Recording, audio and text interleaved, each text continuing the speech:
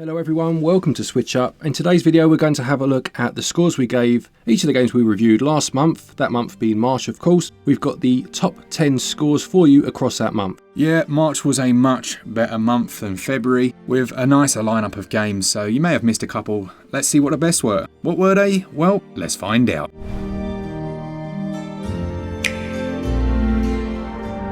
This episode was sponsored by a recent game that came out called Snufkin Melody of Moomin Valley. If you grew up in the era I did, then you definitely watched the Moomins, so I was quite surprised and a little delighted to see an adventure game based on that iconic series. This one's incredibly highly rated already, you're looking at over 80% on Metacritic, with a user score in the 90s. It's a story-based adventure game that has a heavy emphasis on its music.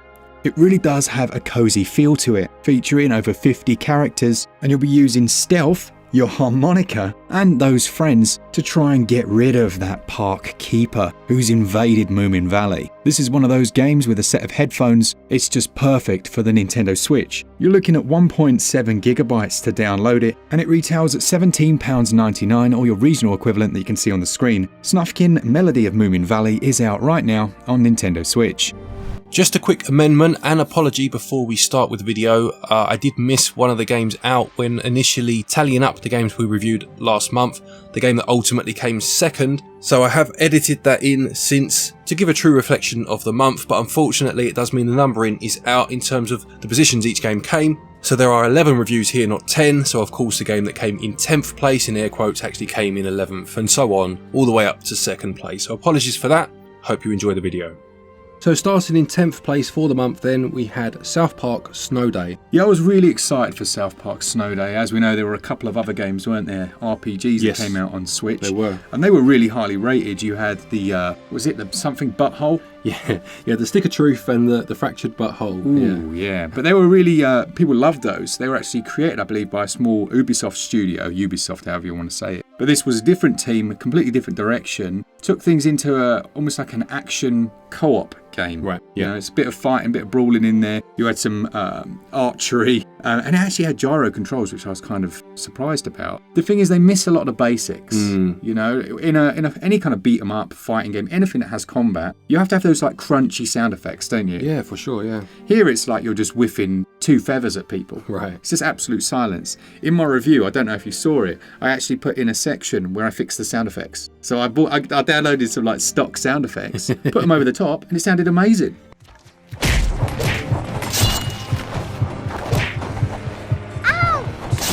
Yeah, that's true, isn't it? You go all the way back to like the 1960s Batman. Yeah. You imagine that without the pals and the kabams and the... just wouldn't work, would it? Gotta have your kabams, mate. For sure.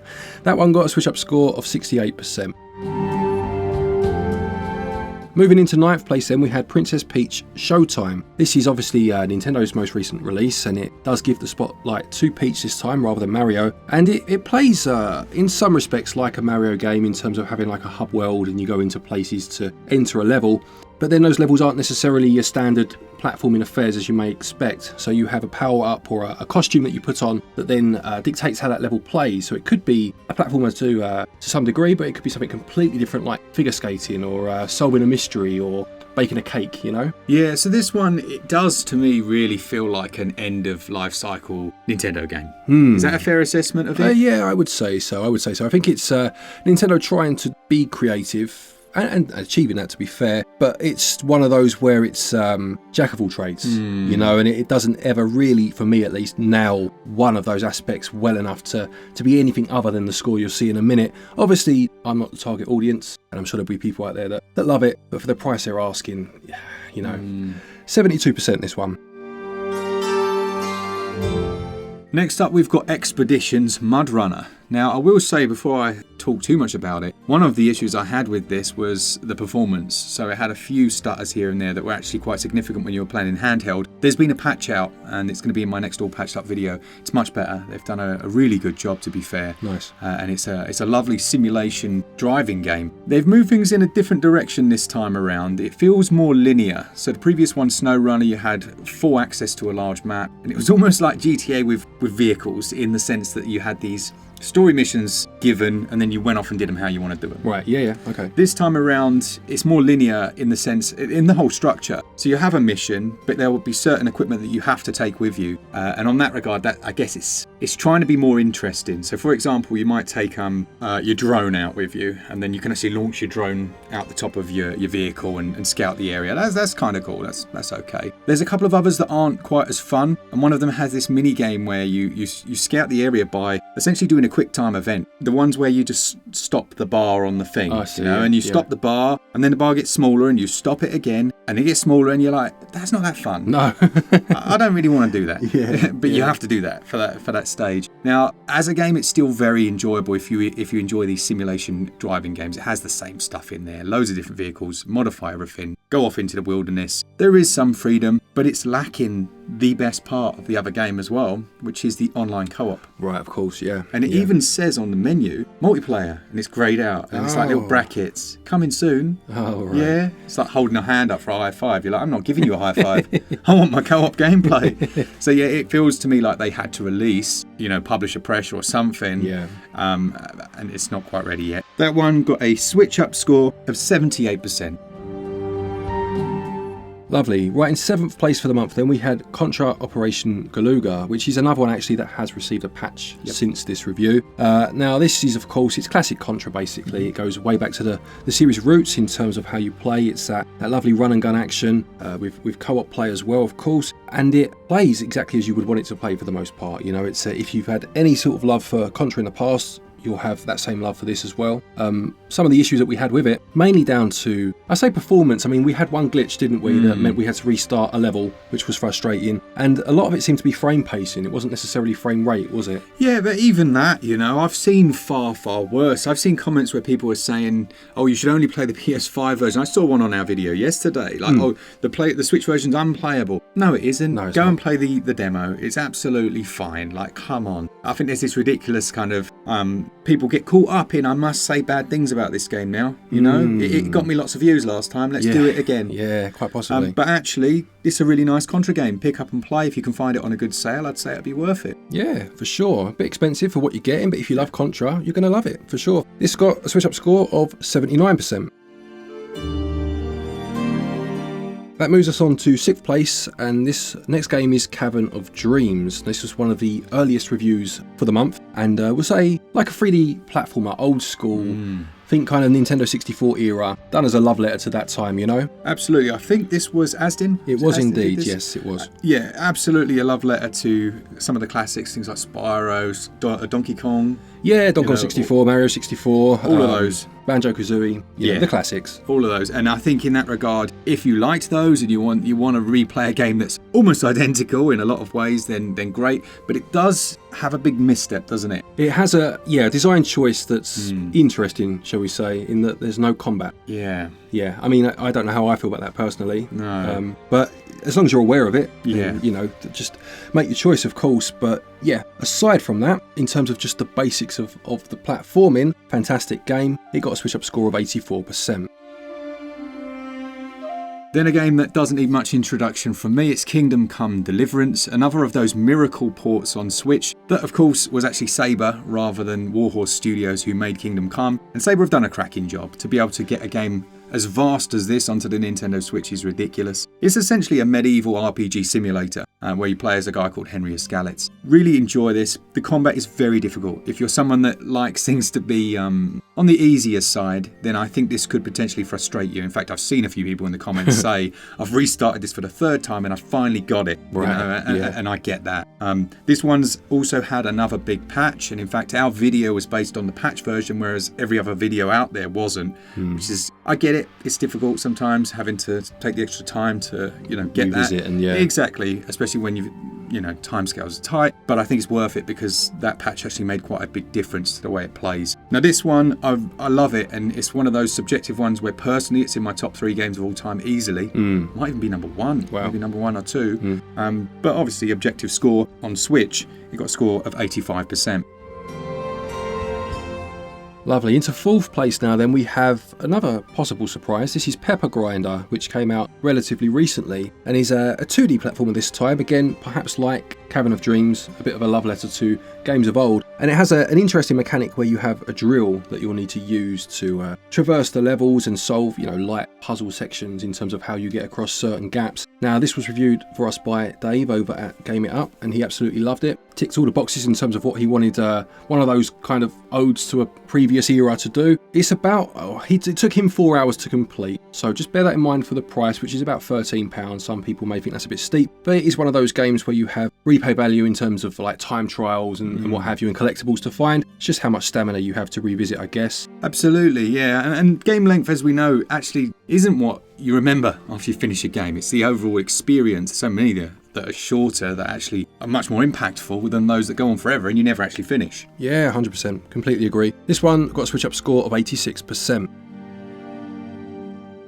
Off the back of that one, we've got one that caught Glen's eye straight away, and we actually saw Switch Corner did a video on this one. We were like, yeah, that looks amazing. We've got to play that. Yeah. And it's a New Star GP. Yeah, so this is a Formula 1 game with a low poly art style, very similar to virtual racing in terms of how it looks. And it does a very good job of combining arcade action with something a little more realistic. I would say it does err on the side of arcade still, but it has a really quite interesting career mode. And what I liked about that was it was obviously you had the races, but you had a lot more in terms of prepping your car and building your team, and it does get slightly repetitive. You get asked the same questions by reporters and whatnot as the game goes on, but it did feel quite fresh to consistently upgrade your car and move to the next country for the next race. Very, very good game. And again, I suppose the only thing you could say that may put you off some people is that it doesn't run at 60 on the Switch. It runs between 45 and 55 for the most part. It's certainly more than playable, but just bear it in mind if you must have 60, I guess.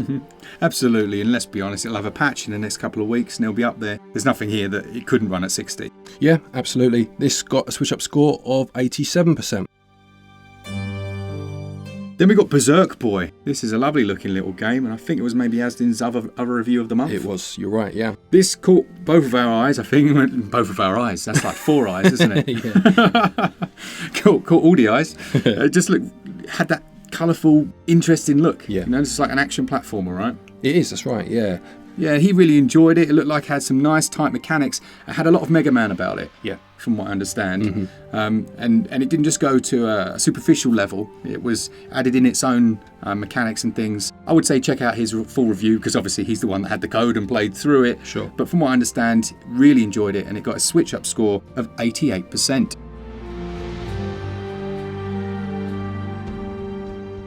Next up we have Star Wars Battlefront: The Classic Collection. Now this is a controversial one because the online aspect of the game got absolutely destroyed by most people, with Aspire only having 3 game servers. Now I reviewed the single player portion of the game with Glen. We played in co-op, and honestly we had a really good time. Now the Nintendo Switch version runs at 60 FPS. It's the game that I remember for the most part, and outside of all the noise and all the Twitter posts and all of that stuff, it's a fun game. Now Aspire have released an update for it already, so the online experience should be much better, but I do think they probably still need to release a few more servers as well to go along with that. Still, I had a great time with it. If you find it on sale, then I think it's a good pickup. It got a SwitchUp score of 89%. That takes us on to the top game for the month then, and despite being a month of high scores actually, this one was far and away the highest, and that's Unicorn Overlord. Now I have to say, I am the person that always gives the highest scores. It's just the way we are, I tend to be a little bit more optimistic. But I think had Glen played this, we'd at minimum be on a 93 for this. Absolute minimum, 93 to 95. I think you might have even gone the same way. It's from the people that you love. Vanillaware, yeah. Vanillaware, has that lovely kind of hybrid Muramasa art style that just looks amazing. It does, yeah. Everything about it's great. Literally the only negative I'd heard online was someone moaning about the flowery language, because it uses that like they, thou, thee, though, medieval kind of speak to go with the characters, because in the West, that's what we associate with that style. The era, yeah. For sure. Whereas in Japan, they don't. So it's different, Yeah. you know, and that's fine. Yeah. You know, so that's the only negative I'd seen, and it worked really well. It wasn't like it was done and it felt shoehorned. Yeah. It was great. The actual gameplay, you literally have to restore an entire kingdom and build up an army. So you start out with nothing, returning to your land that's been overtaken by this general. And then you go from town to town, like recruiting people. You can like place one of your units in that town to oversee it, and that will level them in a special way. Right. Like there's so many cool mechanics. You can get a boat and go back to this mainland area and train up. And it does things that like are surprising, but very slick, like really well implemented, you know? I would say this, I'm sure this has a physical, right? I'm fairly certain it does, yeah. This is one of those that you should own.